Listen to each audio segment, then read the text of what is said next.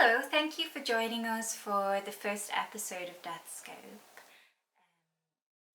We are here to look at the lenses of perception and put these forward for examination, exploring art and meaning making, decoding the reciprocal, shape-shifting relationship between the paranormal, esoterica, the occult and the arts in all of its shapes and forms.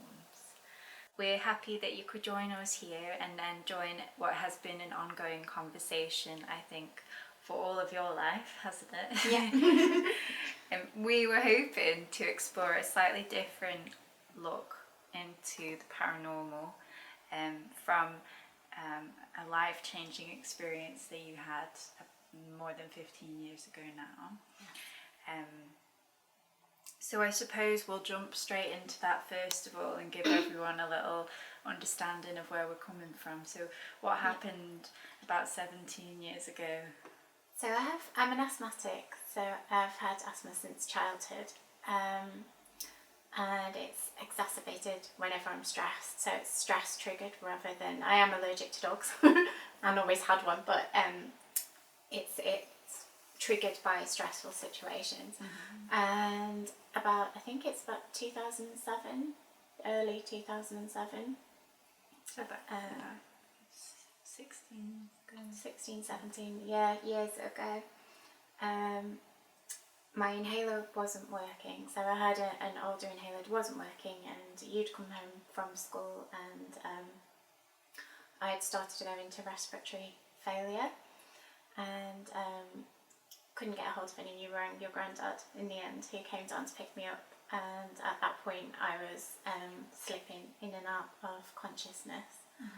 And he took me to our health clinic here in where we live, and the funniest thing about it was I was slipping in and out of consciousness. I didn't really feel connected to my body because I don't know, when you stop breathing, it's and I wasn't panicking, funnily enough. I'd reached the point by the time Granddad came that I wasn't panicking. And what I vividly remember was he lifted me into the health facility, and I'd been, as I was saying, in and out of consciousness.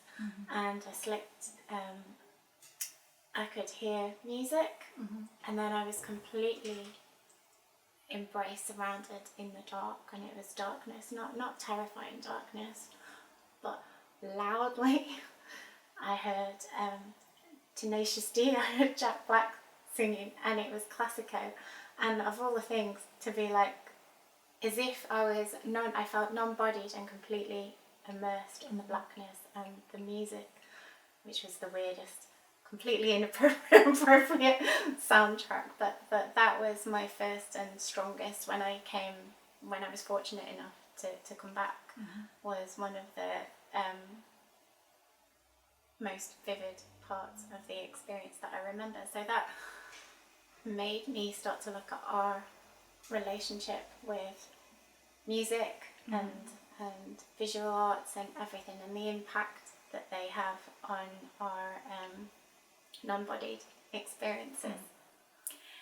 And I suppose what we were just talking about before that's quite interesting is this distinction of if you're asleep or unconscious, if you're not operating in REM, then there's just a blank that you can't pull on a memory of what being unconscious feels like, but you had this awareness in the space void. So it was in a void and completely detached from myself. It was more like the sound was amplified. It was like riding in the sound in the darkness. It's hard to explain, but there was no for me there was no visual. It was an auditory experience, but yeah, say darkness, because there's an absence of how we see light. That did change later on in the experience. Yeah, which we'll talk about later on. For that moment before I had any resuscitation, it was that was strong and kind of completely immersed, which is very entertaining though. So I suppose, we had a few little experiments recently, trying out some paranormal field tests, didn't we, with various equipment? We did. And we were kind of following this route of St. Patrick, who at the time of your near-death experience was an obsession of yours. Yeah, strange obsession, strange person. Not from a particularly religious point or anything, more to do with, there's lots of connections. The town that we live in has a small island just off it that's called St. Patrick's Isle, and there's various places and accounts of him. But what I was more interested in is how the places feel. Mm-hmm. And I was just completely obsessed. It was with like the migration of people and sort of the energy of the land and the magic of the land that I was kind of obsessed with at the time. And since we were talking about coming back to the near-death experience, we thought it would be fun to have a little look at what that was and to do some field research, as you say. Yeah. So we're kind of, throughout the program, we're going to look at some of the little samples of our field research and kind of discuss that in a little bit more detail, because there were some really fascinating experiences, especially at one of the sites, which ties into a lot of ideas that we wanted to discuss. Yeah. And we haven't really done it methodically before, have we? No. So it's like usually we have been working in different ways of I suppose, out-of-body experiences and practices, but we've done it more on as you feel, kind of intuitive approach. Yeah. so we've not been organised with it. So I suppose this is the first time that we've put some structure around it. Yeah. And I suppose, just to give a little bit of background, that you also do energy work. Yeah. So as part of I had really bad anxiety. I think probably beforehand, but since it was unmanageable at certain points in time. So while I was in Northern Ireland, I met a lovely lady through a meditation class, and she introduced me to Reiki, and then I did her courses, and I went to her for a while as a client, and then did the practitioner course and started practicing, and then you yourself as well went on to do it. And through that we noticed together that there were some really interesting, not just visual, but as we were going to talk about a little bit later on, it's kind of this synergy of all the different senses, visual and all these crossovers, and came to recognise spirit guides. And so we did a lovely picture of lovely representation of the first guide that I encountered after different meditations and Reiki sessions. He came to me, and he's been with us. You've also seen him and your own guides since, so we've built relationships with my encounter with him in dream was very vivid, but he's a very lovely, compassionate guide, isn't he? Yeah, and it's one of those things where it's very sensory. It's all of your senses and something else. And I think that's quite important as well, is that I know that you struggle with the terminology energy and you don't really like it, and you have your reasons for not liking it.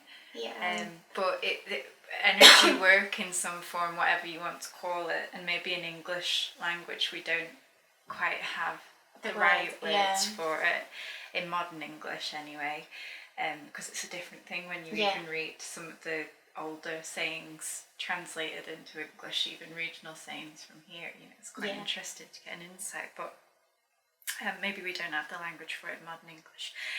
But the energy work does provide an interesting ground to work from and understand these concepts. I think because it's the feeling of compassion that comes through, that allows this feels very strong in when you're doing a healing energy or having a healing. It's an experience. It's a very strong. Yeah. That kind of loosens everything else and lets everything else emotionally flow and lets you feel more in contact. So it's very powerful experience. Yeah. And I think it's hard, like, it's one of those things as well, isn't it? When you first get energy work done, you don't notice the change that it does have immediately, but it does. It alters your perceptions. Your perceptions and the course of your journey without even you having a direct awareness of that shift happening, doesn't it? Yeah. You know? So, and that's one of the standpoints that we came to when we started to look at perceptions and how things, and that's that yourself coming from an arts background, is the impact that those things can have. A film, a book, a painting, a piece of music, a voice can have that resonance as well, and take you to the same place, in the same space. Heart connection, isn't it? Yeah. So I suppose we could kind of outline some of the areas that we hope to explore, further down the line a little bit. So one of the things that we really wanted to look at was this method that we've developed for... I suppose it's a form of channeling, isn't it, really? Yeah. Which you came up with the wonderful name of Duo-psychomancy, because it does involve two people. And we have different methodologies to practice in it, don't we? But different methods can work differently in different situations, and depending on what your intention is, and practically speaking as well, I suppose. So I think we wanted to look particularly today about this idea of living hauntings, which seems to be gathering a bit of momentum anyway, which is very strange, because we've kind of been trying to develop this for maybe longer than six months or longer. A lot longer, isn't maybe it? a year. And so like we're finally getting it together, and we kind of started to look at this idea of living hauntings and what this could mean in a multifaceted kind of way, and it's starting to be something that's talked about. It's a nice synchronicity. And then I think we kind of wanted to touch a little bit on the idea of astral gatekeepers as well, and some of the archetypes that maybe we've encountered, or that are frequently encountered. You know. And then I think further down the line we have some other areas that we'd like to touch on, like looking at fractal selves, the dream state, mediumship and the travelling soul, past and future lives and their operation in the present, the great disconnect and the dawning of the new age, which I think is a very interesting topic. Soul oblivion and those hightailing to nirvana, the death of creativity, ancestors and their lives among us, which is something I'm very passionate about at the minute. And then obviously looking more in depth at your near-death experience as well. So I suppose where we could start today is, shall we maybe I can get one of the clips up and we can talk about that, or should we do a little bit more of a theoretical discussion? And maybe if we have a little talk, and then maybe at the end you could show the clip and see what you think. Alright. So shall we dive into Duo-psychomancy? And kind of how we came to develop the concept, and we touched on energy work there, but just taking a little bit more in-depth look at the process itself. I know that my first experience, I had forgotten my first experience of Reiki was actually when I first went up to college, and I didn't think very much of it at the time, but then in during my experience there, I started being able to speak. So I don't know if it maybe played a part in that. Yeah. So, yeah. I'd never given it that credit before. I'd never strange, thought isn't that, it? It's because it's you don't. But I noticed, but you like, could explain that you had selective mutism. Yeah, so I had selective mutism and I couldn't speak very much in many situations. And after going up to our local college, and I started to do a course in beauty therapy, and I'm now like a masseuse is my job, so like, I really enjoyed being there and being with like in an environment of non-judgment, like it felt like always the girls who were doing beauty therapy were very heart-centered and welcoming, so it's always lovely. But I did go for a taster in Reiki, which is lovely that they do offer it as part of the open day at the local college, so that's really nice. And anyone can go, any of the students or faculty or any of the members of the public, I think it's open for as well, and have a little taster. And I do remember that I felt the hands. I felt hands when she did it non-contact, and I felt where her hands were. So I felt the energy field. Yeah. But I never ever thought that maybe that was because I always put it down to the open salon at college and like sitting and listening to the old ladies talking, and then like feeling comfortable that through the process of learning how to listen properly, then I could learn how to speak. Yeah. You know. But I don't know, maybe it played a part. Yeah. It guided you. Yeah. And then, you know, by the time I was out the other end, I could speak in pretty much any situation. So. Yeah. Yeah. And then, obviously, like, you've got some really interesting experiences that have happened throughout your life that led you into an interest in the occult. Yeah, and I think growing up in the 70s and early 80s, there's a lot of paranormal out there. Yeah. In the culture of the time. So I think you find that when you talk to people in my age bracket, that sort of TV shows and it's literature, Stephen King and everybody, it was a big artistic outlet, wasn't it, for people who was in that sort of sphere. And I would have liked I suppose go down the kind of folk horror-y, and horror would probably be my favourite reading material. Sort of as a genre, and it's as I think So, and then I did start to read, and obviously being in the Isle of Man, everybody learns about Gerald Gardner and the witch's mill here. So that's like your Nana and Grandad said, she got pregnant because she touched the cradle. That's what happened.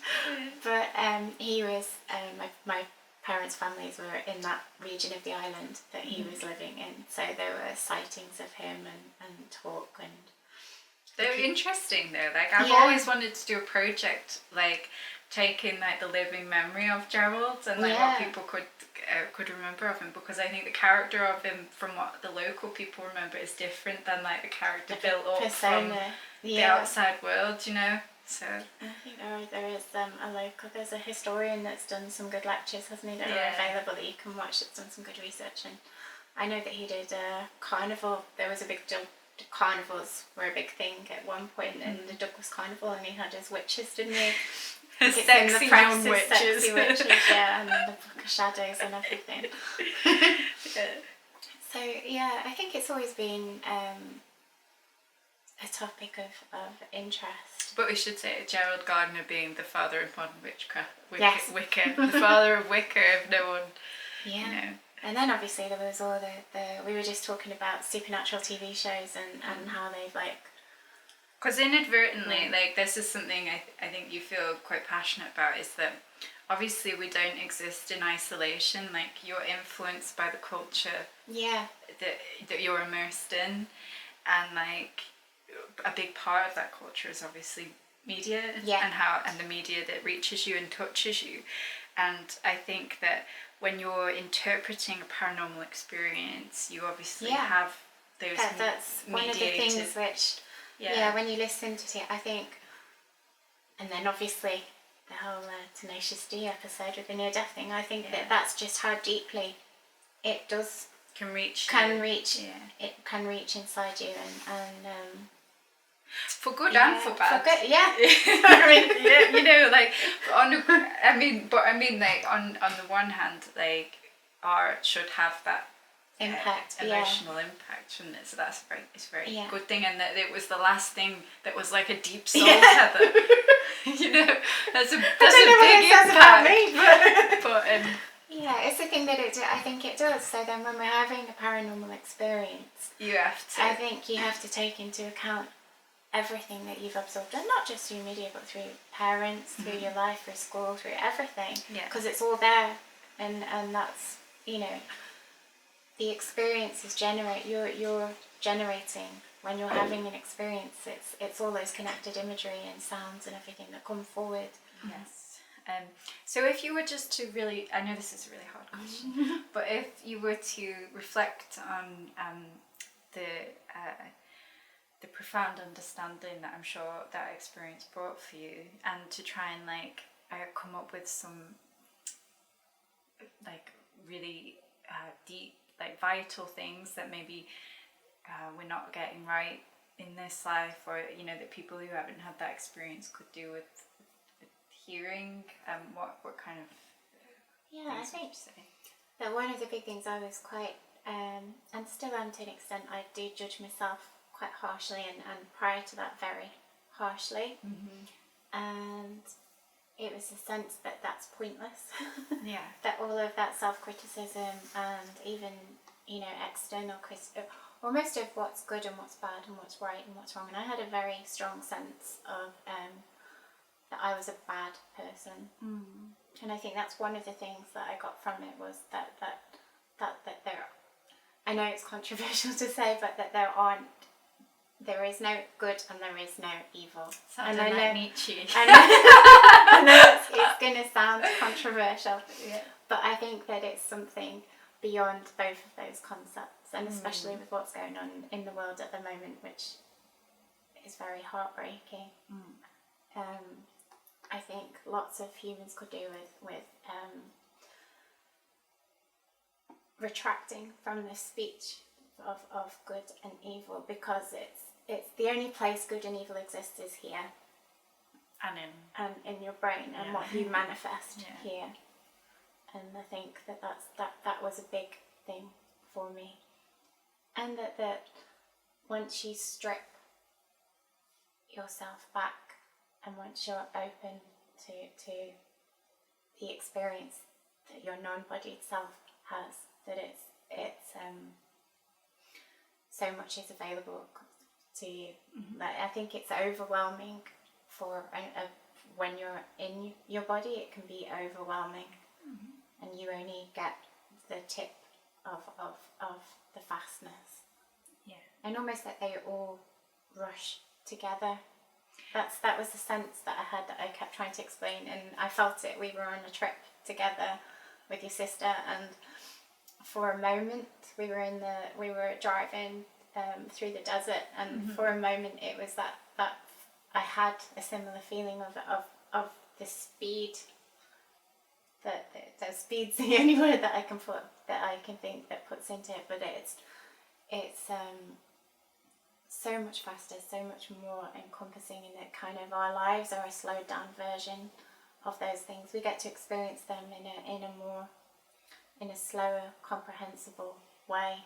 That's really interesting, because that if you think about a reasoning behind that, you know, that maybe that's thinking too much about it, but if you're thinking about a reasoning behind that like when you're teaching a child something, you teach them step by step, don't you? And you don't expect them to like read Shakespeare, like, but you teach them, you know, like the sounds of the letters, and like you build it up. So there, you know, there's lots of people that think of the soul school theory with this with this existence, that it would kind of align with that a little bit, wouldn't it? Sort of at preschool age, learning to develop how, That might make the human tantrums make sense. Yeah. As well. And that's the thing, I mean, a tiny child is trying to understand, they're just in the emotion, and they don't have the same concepts that we do about why. It's just that they're in that moment. So, and I think that's a lot of stemming for people feeling that they're naughty or they're bad or their behaviour is good. It's more that you are experiencing an emotion. Yeah, it's quite interesting actually. Zoe has a small child, so all of a sudden I have a 2-year-old grandson. And I was reading a very interesting book that is about the neurological development of toddlers and young children, and what they call their upstairs brain, so their prefrontal cortex and all of their, like the parts of your brain that are capable of higher thinking and reasoning are not fully developed until you're 25 is now the consensus on that. So a child is literally unable to have operate that, to that same degree of reflective awareness. Yeah. So like you said, a large part of the societal programming is that them having a meltdown or a tantrum is wrong, and there's nothing wrong with it. They are just immersed in the emotion, and they shouldn't be told that it's wrong. Instead you should set the example of how to work with higher what's reasoning. Happening. And then maybe if our whole like collective human consciousness is like that of a developing toddler, like in its age, then like I don't know, how would a higher consciousness step in and like and guide in that way? Or is that just something that we have to work through as a species and the other species and life? I mean, it's a tricky one. So obviously we came up with this idea of living hauntings a little while ago when we were first coming up with this material, and it was kind of, I suppose, an idea of hauntings as informed by some of your knowledge from the near-death experience and your interest before and after as well, obviously, but I suppose do you want to have every moment you're living with a haunting though, aren't you? That every moment is you've moved forward in time, and there is like yesterday is present. And so all of your interactions with people and places, they're stored in your like we were talking about before. Everything is like collected and stored and resonates with different senses and emotions, and then we have them, and it is in that sense that life is, because I did feel that after that you were really upset with me that I was sad to come back. was one of the things, and it's the idea that in life it is a haunting. That's I'm not sorry, I'm not so good with words, but it's that a haunting is what the definition you looked at the definition.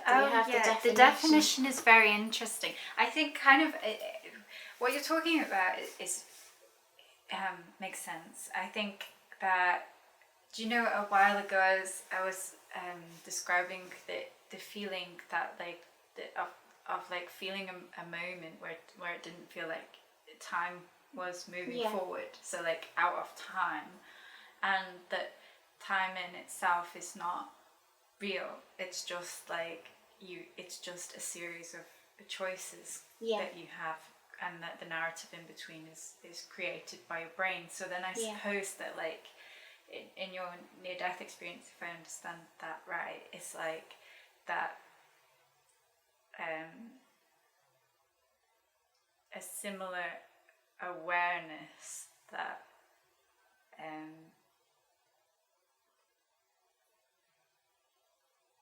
it's almost like there's another part of you that exists outside of all of that that's present, and that we don't necessarily communicate with that part of ourselves.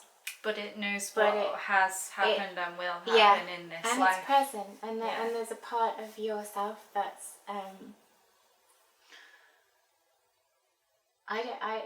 it's consciously or unconsciously aware all the time. I feel to me it feels like a conversation that your bodied self is having with your non-bodied self. Yeah. And your non-bodied self is vicariously having these experiences that your physical body. So you know, like, that's quite interesting that you come to that with the living haunting, because then who's haunting who? Yeah. Who's watching who? Who's watching? So the other self is, because I feel that this life is that I know I'm not Sarah, and I know that, and you know that I love you and your sister and Feeney to bits, and I know got everybody to bits, but that that's not who I am really, which sounds bizarre, but it is who I am here and now, and all the relationships and everything that we go through here are important and resonate, and then I suppose we'll haunt ourselves in a way, you know. I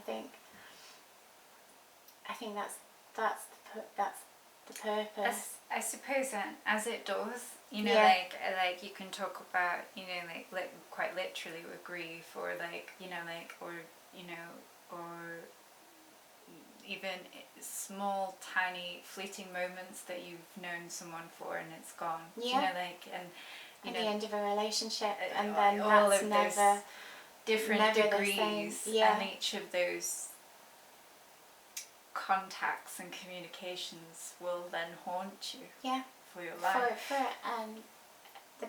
On all spectrums, whether it's happy or sad, or you know, that they're there and accessible, and that they will come upon you when you least expect it to, especially with grief, as you say.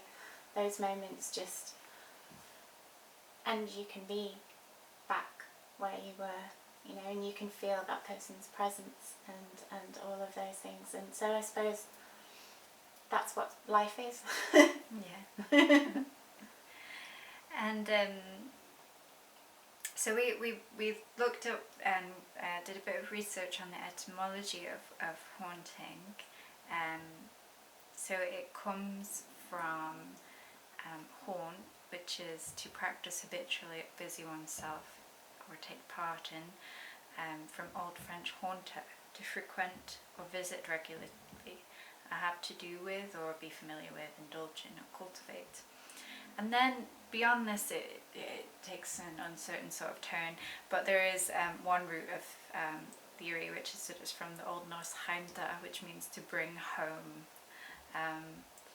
And interestingly, heimda has a similar root to Heimdall, who obviously has the rainbow bridge to the world of the gods in this world, and that's similar to Pulbiseg in Mesopotamian mythology. And interestingly, Pulbiseg controls the sea like Manannan here, so like, you know, there's lovely mirrors and reflections of things around the world. But I suppose what's very interesting here, and even the thought of it being bring home, is I find that quite an emotive sentiment, you know. But we actually, one of our field experiments went to somewhere on the island known as Patrick's Chair, which is debated as to whether it is a real ancient site or not. But it certainly felt, had a certain resonance, and the geographical spot has been somewhere that we've actually had different experiences from a different angle, I suppose. So if you want to talk a little bit, we will show a little clip of some of the field study that we did. But if you also want to talk a little bit about that now on reflection.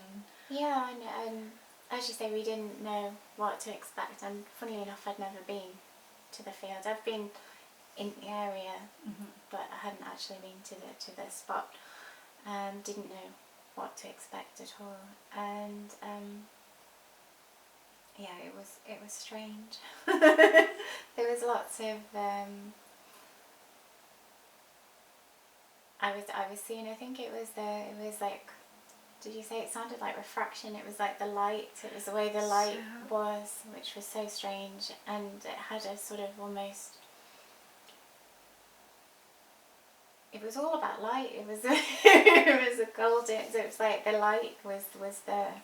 Really interestingly, one of the really interesting things that you mentioned was this: you faced one direction and the light went from red to purple, and you faced the other direction and it went purple to red, which led me to say, oh, that sounds like you're talking about, you know, like the magnetic field and the polarization of light, which you it's not something that like that you would be interested in, is it? But or it's not something necessarily that would be in your subconscious.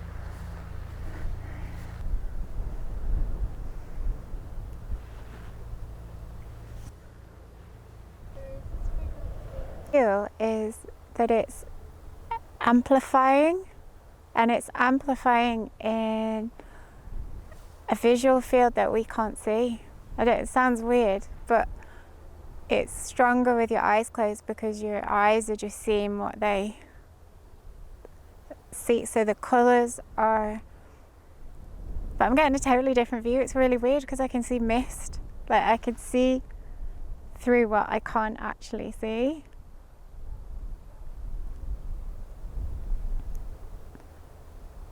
Do you think you've got someone else's perception lenses? But I feel like it's it's the land that's like got a it does actually feel like there's a circumference. Yeah, I agree. I felt that.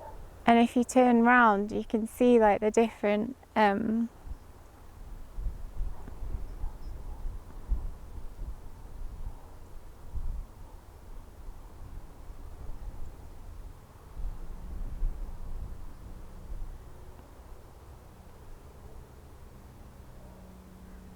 so now where the red was at the bottom that way, it's actually the opposite way around. So it's violet at the bottom. We had about 2 weeks, maybe 3 weeks before that, done a Duo-psychomancy, not with our usual method, but just both entering the trance-like state, and come across, felt like we were in places that were like these intersections between this world and other worlds, which it has this interesting ideas of the world navels. Yeah, because you came, one of the places that you saw, wasn't it? You looked, you were trying to find the location. Yeah, because that's always a fun thing to do after you've done a Duo-psychomancy, is try to narrow down when and where you were. Yeah, because you get such symbolism, and it takes you to different places. And we actually had really interesting one trying to connect with one of our ancestors. Yeah. Because we found a direct ancient ancestor using one of the ancient ancestry sites, and she came up as actually being our direct ancestor, which is in Denmark. So that was really interesting. It's very interesting how it works. I don't know. I think that but that like you say, we've tried to do, and we will try to do some more. Actually, try to be more organised. I actually forgot to say, I remember when we were doing this original research, that the first mention of haunting in the English language was in Shakespeare's Midsummer Night Dream. And so it was talking about I think when they're haunted by the fairies, so it's not even by human spirits, it's haunted by the other she. So and that's one of the things that we should say, is that growing up, and it's disappearing slowly. That's another topic that we've talked about, is the life has changed on the island with regard to folklore. And I know that I would have been brought up with my nanny and great nanny talking about the little people and Fenodri and everything, Manannan and everybody, but more so the little people, which are like, I suppose you shouldn't really call them fairies, they don't like it, but it's a big part of our folklore. And I know that we have done that with yourself and your sister, and we would with Feeney.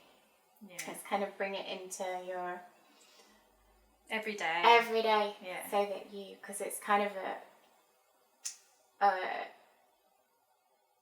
a lost part of our life experience, I think, which is something that we'll talk about probably in more detail. Yeah.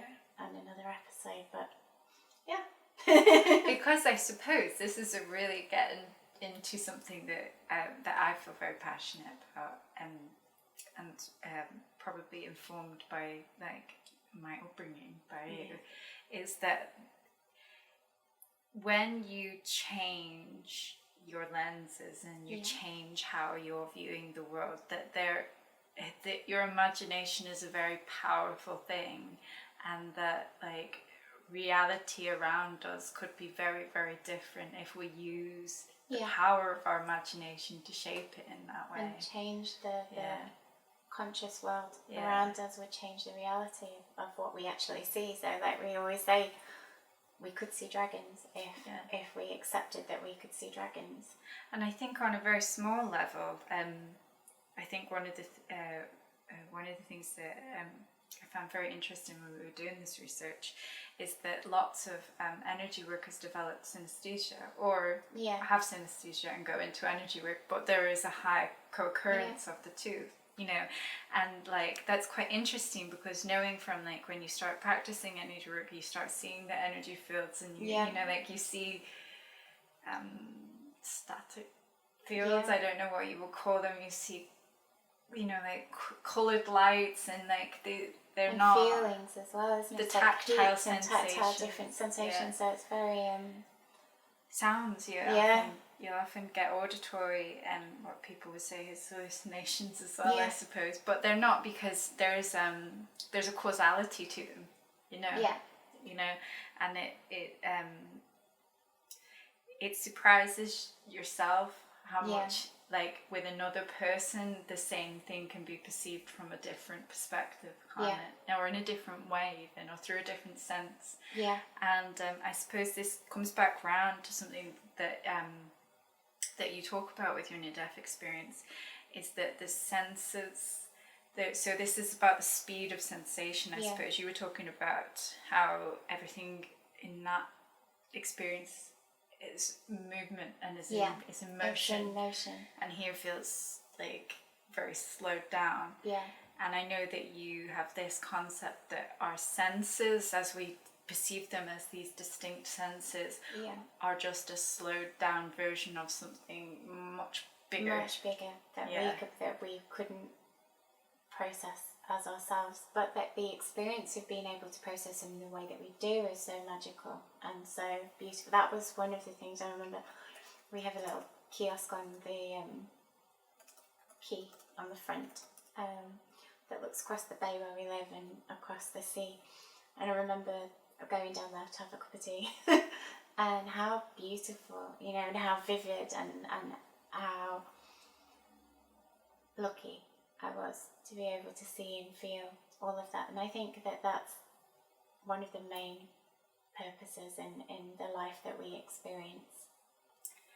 And really interestingly, there is a professor, I'm not sure how to pronounce his name here, Ramachandran of California University, suggests that synesthesia may be from reduced pruning in brain connections, right? A natural disposition towards it. I found this interesting. Phoenix was watching the little video for I See a Song by Eric Carle, and it's like where the composer sees the music dancing, so it made me think, well, that's synesthesia, and I thought, how has Eric Carle managed to reach so many children across so many generations? Perhaps it was something that he experienced, you know.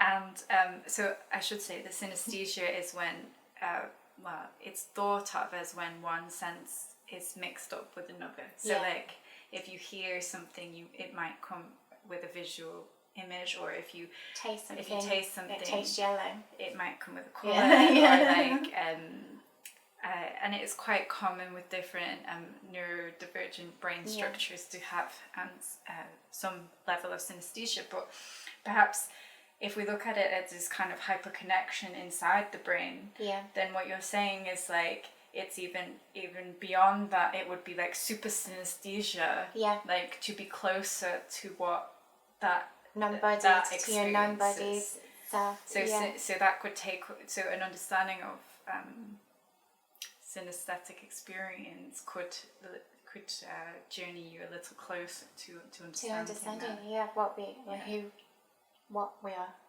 what we are. It's very interesting, and that it could be unlocked, because it could be that through doing energy work, people that develop you can access. As we were talking about the other day, wasn't it? It was the communication between our non-bodied self and our bodied self is where we should look at as a field of research to understand ourselves more. And that relationship, because we know it's there, we just don't look at it in the right way, I think. So, like, just to return before we wrap up today, the idea of emotional gateways and emotional tuning. So, I know that when we were looking originally at the idea of living hauntings, it was understanding that hauntings are an experience of the living. So even a traditional paranormal haunting where you perceive poltergeist activity or something, it's an experience by you, the living person. For the living, so I wonder if you want to talk about that in relation to emotional tuning and how, like your heightened emotional state, I suppose. I suppose, oh God, I don't know what I was going to say about that.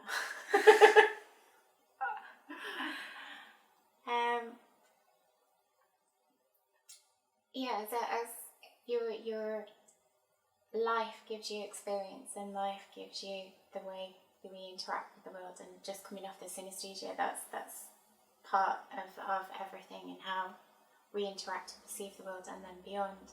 So when you walk into a place, you obviously have all of your recollections and memories of experience of what it feels like. You go in and you're sending out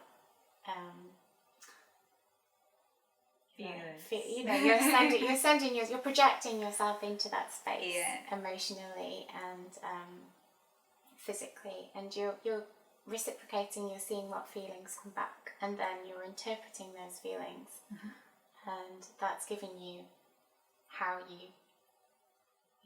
what's in the space to you, what that means to you in the space, and then anything, all those, whether it's auditory or visual, comes back, and then you start to get the cues and build up your experience of being in that place.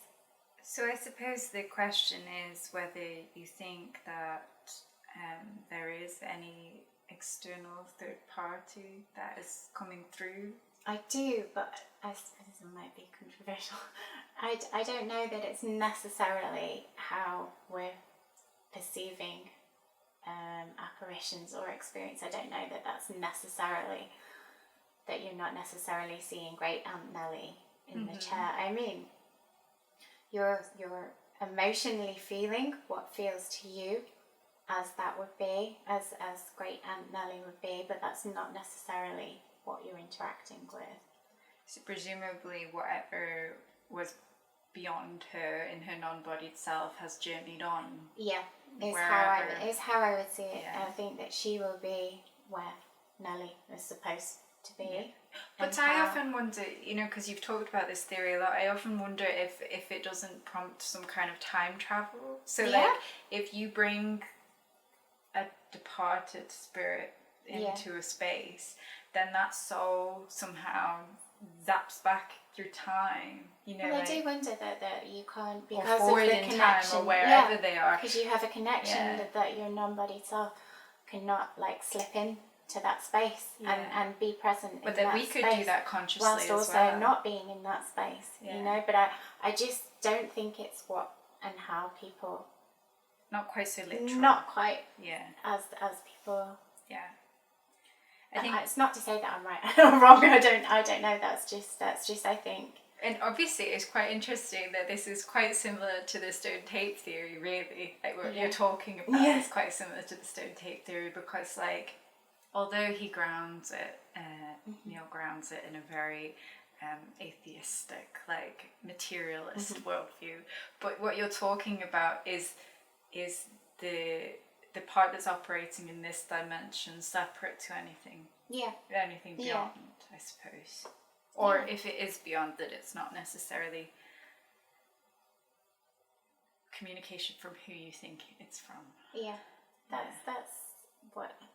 And I know we will go in and expand on it and deep dive into the other things. And today it's just a little bit of an overview. Maybe some like controversial bites, you know, like, so that you can. It's interesting to get any feedback actually and hear what other people have to say. You know, like maybe we could even do a Q&A and get people's questions, and you could respond to that. That'd be quite interesting. It would be nice to hear other people's and to talk about other people's experience.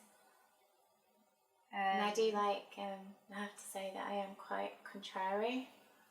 So, surprise. I know that my partner for my birthday is taking me to a paranormal convention this week.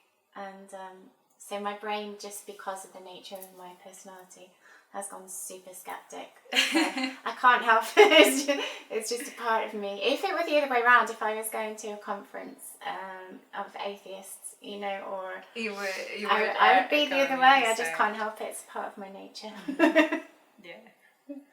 And actually, do you know what? It's really interesting. I completely forgot, just reading through our notes for this, that we did a Duo-psychomancy connecting with a place called Ingesta. Which I'd completely forgotten about, but again, we can talk about that another time. Maybe in the next episode after you come back, we can talk a little bit about your experience at the paranormal convention, and mixing with some different people who are interested in the organised paranormal. Investigation, which is generally not Sara. And we can look at some of our previous Duo-psychomancies and do like a bit of a deep dive into our process. Yeah.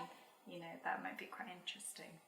So But so you today? didn't find Patrick, other than that he might have been a druid from centuries earlier than he was purportedly meant to exist. So the feelings I did feel, we did literally feel a presence at one of the sites. Well, two of the sites. Me at one and you at the other one. Yeah. But they were both felt like, I thought he felt like a gatekeeper taking on a form. Yeah. It felt but Kenny, don't know whether Kenny was actually the young farmer in the tractor in the field across. Not sure. Well, for today, that was the little sounds of footsteps of Phoenix returning. All right, until next time. Until next time.